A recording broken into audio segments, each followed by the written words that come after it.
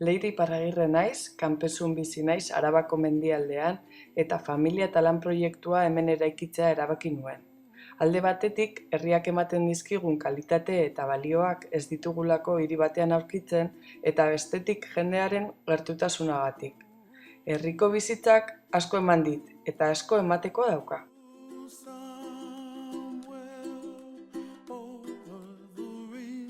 Ilustratzailea naiz eta ekintzaile proiektu bat martxan jartzen ari naiz.